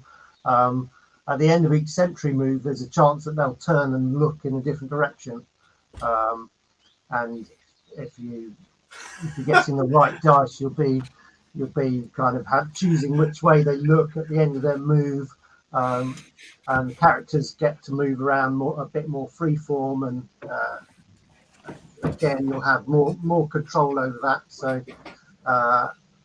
and then, of course, I said these event cards, which might suddenly move one of your sentries in a different direction, or trip up, hold up the SAS in some way. There's even a card that called "It's a Trap," which completely changes the objectives and the mission, and the alarm is immediately raised, and the defenders all come on, and the attackers just have to try and get out alive. So there's certainly I've tried to make it as a fun activity for the defenders as well. Yeah, superb, fantastic. Mini Agnostic was asking, I think you sort of answered this already, but any scenarios based around resistance forces? He's been toying with a partisan rule set for years, but it sounds perfect. But sounds like you kind of got this in the works already in terms of the different army lists or forces that you can use. Yeah, we'll definitely have partisans as I think that's probably going to be the next set down the line, and again, kind of like in the same way as Test of Honor, this game there's no army list as such. You can literally put whatever you want in your force, so if you want to be inspired by Where Eagles Dare, for example, you have some Americans, some Brits, some local partisans. There might be, I don't know, an Italian that's already defected across to the Allies. There's a use for my you can put whatever you want. Hassel figures from Offensive. Nice. I was. Do you know what? I was just thinking. I was just thinking about those figures, the Sven Hassel ones. I was just thinking about those. Those would be those would be awesome, wouldn't it? Yeah, because very much like for example, when we play Test of Honor during the week, we never pre-select. We just get there. We take 5 minutes just getting the cards out and working out very quickly what we're going to have, and that's the army building, because we've it's so simple and straightforward, and it's very easy to go, well, this time I'm gonna take, well, my opponent anyway, I'm gonna take these monks and annoy Martin rather than I'm just gonna go with Ashigaru and stuff like that. So you've kept that kind of fluidity when it comes to selecting your armies. Yeah, absolutely. If you want to kind of go full historical and collect a particular, I don't know, commandos or whatever, then yeah, you can do that. But you can kind of mix it up as however you want, really. That sounds fantastic. Steve, this game sounds... I could just see you kit bashing together like the most wild, wonderful team. The more the Dirty Dozen, basically. No, the more I hear about it, I've got Dirty Dozen. You can do Brandenburgers. Sven Hassel's definitely got to be in there. As long as you can take a bear. Oh yeah, a bear. Yeah, they've got dogs, so you could just make bears, can't you? There's Perry have a bear. Perry have a bear in the Swiss. In the Swiss, there's a bear. You could get the bear from Perry. I'm going to put that in one of my pipe blocks just to add a bit of colour to it. Before, you could even, Dad's Army. You could even do a Dad's Army game. Yeah. That'd be fun. Yeah. I would say, Graham, I definitely say that you've your mission accomplished. All I'm just going back through the comments. All I can see is people coming up with Inglorious Bastards, Attack on the Cinema, Howling Commandos, Eagle has landed, Hidden Cave Submarine Base, and it's just a list of scenarios. Right. It's just lists and lists of scenarios, which is normally good because it's normally filled with just loads and loads of insults at us. Kelly's Heroes. Oh yes.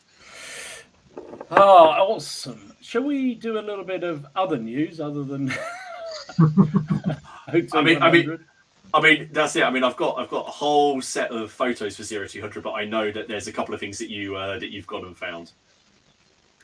Yeah, that's because I'm conscious we're counting down. I want to get some of the viewers' pictures because we obviously had 2 weeks worth, which is a bit of a nightmare in terms of kneeling them down to a reasonable number. So a couple of things for people. I'm sure a lot of this people have already seen. So you talked about Andy and Paul. There you go. Their new Kickstarter is running at the moment for Outremer, going extraordinarily well. Everyone seems to get slightly better. And some lovely figures in there. Really, really good. So get them while they're hot. I think they've got another week or so to run. Yeah. It's a 2-week one, wasn't it? It was short but sweet. But it's raised a huge amount of money, so that is definitely coming. Our friend the Perrys finally released this promised box set or box of Dragoons and Hussars from, I think they can be Prussian or Russian, and they can be Dragoons, Hussars, or Mounted Jaeger, I believe. Okay. And if you do the 3-box set, as it says there, you get a free metal kernel, which is tremendous value. I might have already bought that. And I showed this on the Facebook page as well, because I do my ancient wargaming background. I love a horse archer, and these Victrix Scythians and Parthian figures just look amazing. That's really good, isn't it? Yeah. Superb. The animation on the figures. If you go on their Facebook page, there's a video that's rolled through the different versions, and they are amazing. And as somebody quite rightly pointed out, there's none of those stupid poses where they're firing side on. which are an absolute nightmare to base. The ones that I've just had to put my guys are at 40. So you get around it. But I was looking at my next unit, kind of all my units, my whole army is going to be going off at a 45-degree angle because all the horse archers are going at that direction. That's the way. Yeah. Awesome. Fantastic. First Corps have got some more early war tanks. These look amazing as well. You've got Panzer IIIs of various descriptions. Really, really nice. They've been doing some amazing vehicles just recently. I don't know why particularly vehicles, but that seems to be the way they're going. Piano. I love a piano miniature. They've just, I think yesterday, launched their Kickstarter for a new range of obscure Confederacy of the Rhine Napoleonic troops.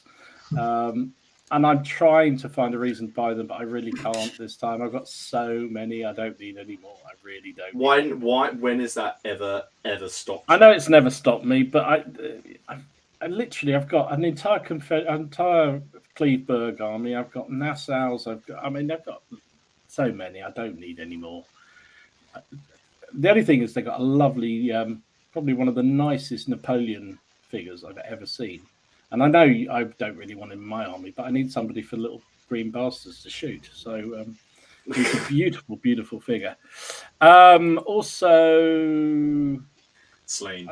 Latest order of Slain is up. Did you get into this, Martin, in the end? Or you right. So, no, I did what you can't. And I said, I looked at it and I had all these big plans. And then I went, do I need to do this right now? I do want to do it, but I don't need to buy it now because I have lots of other projects which I'm now happily working on. Why is Steve tittering away?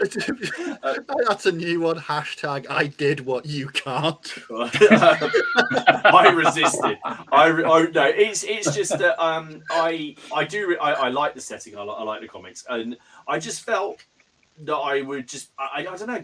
It will come. I just want to do it at a different time. I want to finish the Wars of the Roses. Well, I want to finish the bit of the Wars of the Roses that I'm doing, and I'm happy in my Crusade stuff at the minute. And I've got a couple of other small things I'm working on. I didn't need to add anything else to it, so that was my reasoning, that's what I've told myself every day since. And how many times has it been in your basket to hit? It's still in there. It's still in there. It's still in there. There's every chance after a couple of tequila slammers. I'm surprised it wasn't waiting for me when I got back from Derby. And finally, for me, I know Alex is gone now, which is a shame because I think he might watch it on replay, but I know he'd be interested in this. So Henry Turner did that really good range of small-scale Napoleonics, and his next Kickstarter coming on the 20th of May is Great War figures. 6 to 15 mil figures, which 3D prints. So you have to have a printer for them, or a friend who can print them for you, or somebody who'll do it for money. So there you go. That's what I saw. Anything from you? No, but this is just Graham. Is there because obviously we see a lot of stuff from Kickstarter, and you know lots of people take it to there. But you've released your set of rules, both Test of Honor, the second edition, and this one. You've just put those straight to market, haven't you? Yeah. You didn't go the Kickstarter route. What was your? Because it's just some people do it and it doesn't work. Some people do it and it does. I was just wondering why. What your were you confident? I mean, obviously there's loads of interest, so. Kickstarter isn't really necessary. Is there a reason? Is it just not for you? It's a tricky thing, Kickstarter, isn't it? Especially when you're considering it. I mean, from a almost psychological point of view, you get all this huge pot of money right at the beginning, and then you just spend the next X months just seeing all that money go away. All that lovely money disperses. Whereas kind of doing it the old-fashioned way, it seems kind of more like you're kind of earning your crust as you go along. Yeah. I suppose.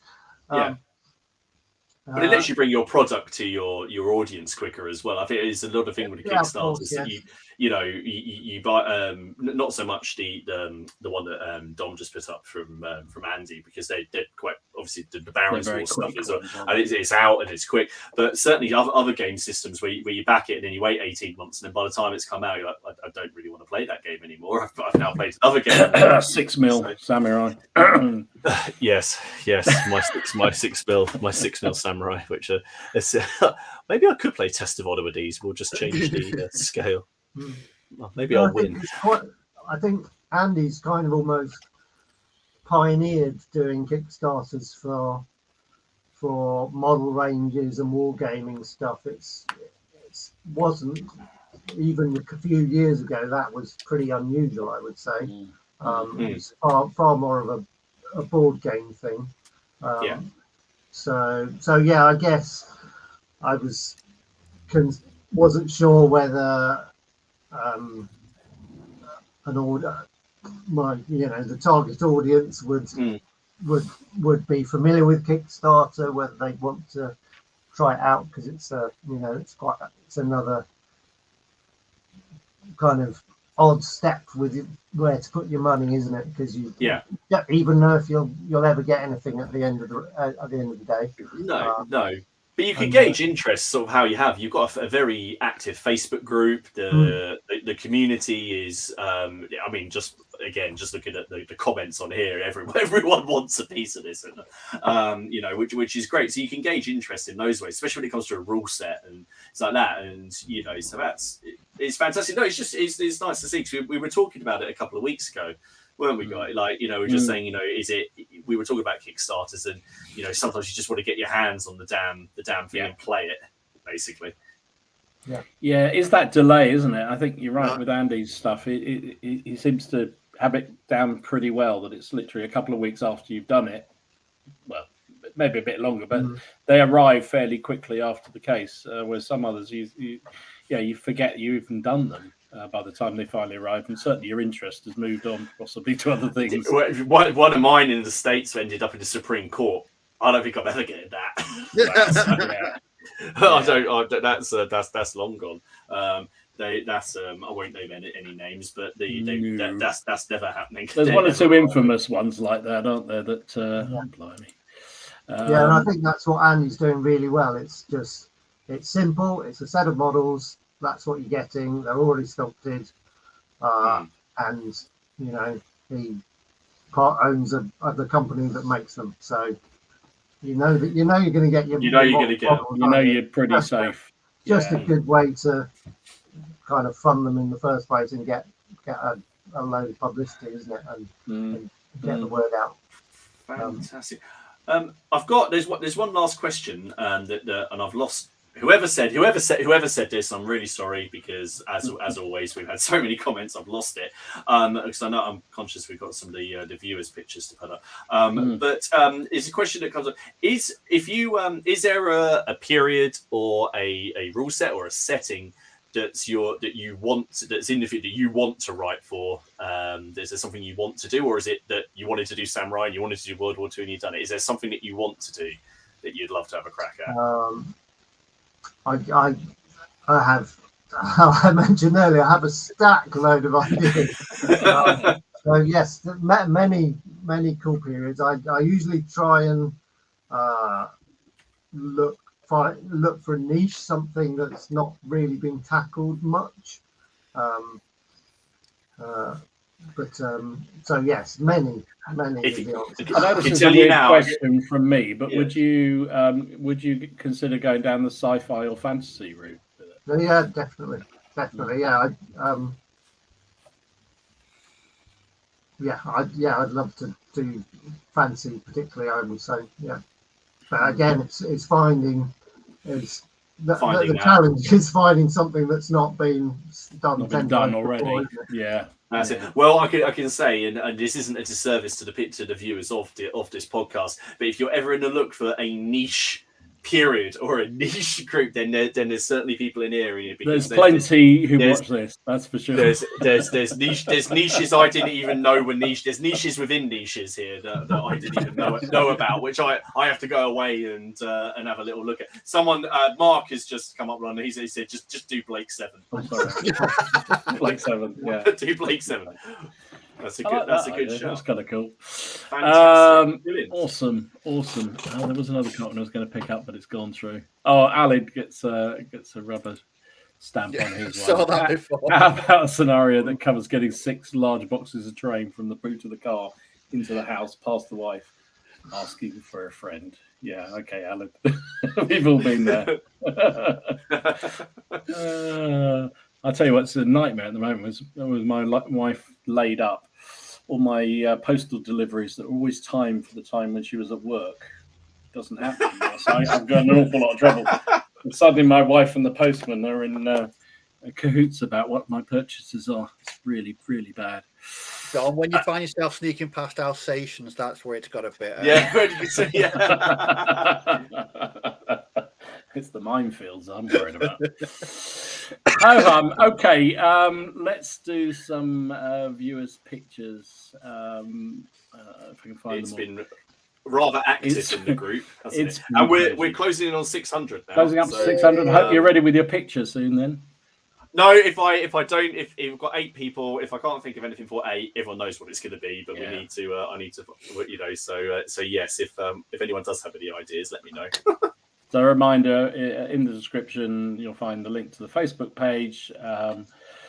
Sign up, please, because it's always great. It's great community on there, really, really good interaction. And it's lovely to chat with people offline from the, other than this one night of the week. As we always do, just go on and try and find a selection of some of the wonderful work that people have been doing. So I'm going to start with this battle, which I loved. This is David with a big Sudan game. I mean, that's just awesome. Jesus.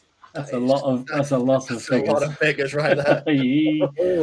Ken would approve, I think. Obviously not the Mad Ken, the other one. Absolutely awesome.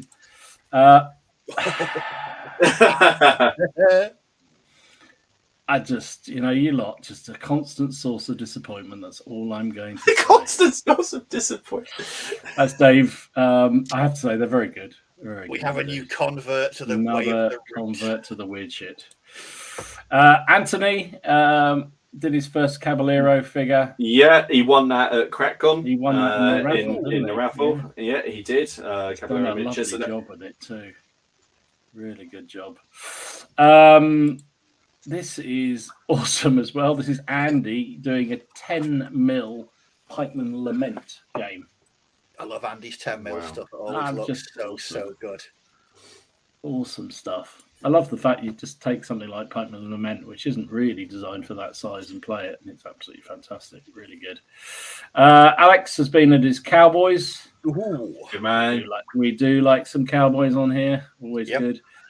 And Martin, you're in a lot of trouble with Don. Do you know what? I have zero sympathy because you saw what I've been painting. He looks fantastic, but there's only 4 quarters to that. There isn't 8. And look, he's got crosses. He hasn't got these stupid little I don't even know what they are. I think they're meant to be knots. But fantastic. No, lovely stuff. No, it's absolutely brilliant. John Howard, Duke of Norfolk. He looks fantastic. Front rank again. Apparently his wife came down to see what he was swearing at when he was doing that. Young Felix won these again at Crackcon, and he's already painted up a load of these tanks, and he's done an awesome job with them. They're fantastic. That's really good stuff. Good stuff, Felix. Really, really good. What's happened to your War of the Roses, though, mate? Come on, you got to get them on. Really nice. Some Afghan command bases from Frank. They look great. They look really good. Are they Perry? Perry Plastics, yeah, I believe. They're plastics. Yeah, I believe they are. Yeah. And I think from what I've read, you can, with modicum of changes, you can pretty much use them for about 500 years period. They are very, very good indeed. Ooh. James has. I don't know what these are, guys. So you'll help me, I'm sure. No idea. But James's work. They look very good. They're Death Watch, aren't they? Yeah, they're Death Watch. I imagine they're for Kill Team, aren't they? Yeah, but they're very cool. They're very Really, nice. really are. You're asking me. I have no idea, but they're brilliant. They look very clever, very good. I like the. I do like the black. I like the work on the banner. The freehand on. That is freehand, isn't it? That's fantastic. It look absolutely brilliant. I do enjoy Kill Team. I don't play it nearly as much as I probably should. John is showing off some of his Conquistadors. These are the War Games Atlantic plastics, which I'm really interested because from my Italian wars, I saw somebody was using them as Spanish for the late Italian wars, and that's got the juices going. I'm thinking, Neil has done some Bavarians, Victrix Bavarians. I mean, every time I don't want to do any Bavarians because every time I see them, people do them so damn well, and that's the scary thing. They just look awesome. Look at that. Nathan. Again, that's Ragnar. Ragnar Blackmane. Yeah. Just nod, Dom. You'll be fine. It's Space Viking jumping off a rock, right? He looks awesome. I'm happy with that. Very cool. It's very cool. I do and more weird stuff. This is truly weird. This is Matthew's Kernoth Hunters. I do like these. These are these are basically the wood elves, affected, aren't they? These are from the Sylvaneth. And they are awesome. I considered picking them up for use in our RPG games. They're sort of like wood golems. I thought they'd be really cool as that, but they are amazing figures. Really, really good. Lucas has got the War of the Roses bug as well. Is that a Beaufort? Is that a Beaufort banner? He did say, and I didn't write it down. I'm sorry, I've forgotten. I thought you'd know instantly. It's blue and white. I'll say it's Beaufort. There we go. That's probably right. That's fantastic. Jonas, his BA 10. Nice. He's done some work on the weathering the mud splats and everything on that. Looks really good. Top stuff, Jonas. John has been working on the Man with No Name and the Preacher. I think they're Knuckle Duster miniatures, I believe. In fact, I've got the Man with No Name, and I think I might paint him up. I need to own that miniature. It just looks so good. Something for Martin. A castle. It's a 15mm one. 15mm Assyrians from Paul. Really that's very nice. Or was it Hittites? I forget. One or the other. I can't tell at 15mm. My eyesight's too dodgy. Very nice though. Robin. Fantastic. Look at that base. More Cavalier miniatures. That's lovely. He's doing the Crusades as well, but all his hand painted shields. But no, lovely stuff, and he's just good. I know he was looking for Steve's approval because he used a lot of cork on that. Yeah, there's a lot of cork involved in this one. Very nice. Roy has done some Winter Germs. Always a good kit, that one, isn't it? Really one of my absolute favourite plastic kits. Just so versatile and so many different options in it. Just brilliant. And then Steve has done some dwarves. Kings of War. Yeah. Very nice. Very nice indeed. I do like the rock platform. Very good. And Warren has just come up with more Mad Cat shit. I have no idea what that is, but it's just amazing. I mean, very cool. Some amazing stuff. And I just had to show this one from Tony because that just made me laugh my head. Is it None Shall Pass? Yeah. It is. Oh my God. Insert jokes here. That is absolutely fantastic. And then Roy did this one because it was inspired by his wife, I believe. So there you go. So thank you as ever, guys, for some brilliant pictures. Outstanding. Look at the sheer variety there. I know. Exactly. It is a bit of a smorgasbord of inspiration to go and think of. While I remember, we've had a lot of comments about the dice sets that we put out at Crackcon. And we'll give some more information in there. But if you go to the Facebook group, I'll be putting up a post. And if there are people who are interested in getting the dice sets that we were selling and put the proceeds towards charity, if enough people are interested, then we will do a second run. And but there'll be postage on this, obviously, because it will go out to people. But there has to be enough people interested for it to be worth the order of all the dice, basically. So if you are interested, watch the Facebook page. I'll put up a post in there, and we'll see how many people come back. And if there's enough, then we'll do a second run. Awesome. And I think that is time, gentlemen. Thank you is very 10 o'clock much. already? It is 10 o'clock already. Doesn't time fly when you're having Bloody fun? hell's fire. So thank you, everybody, for watching. Thank you very much, Graham, for joining. It's been amazing. I mean, I think you... Well, I don't know how many people dropped off the stream just to order from your website. I might have done that myself. But thank you. Absolutely amazing to hear the thought process behind the game, and it sounds fantastic.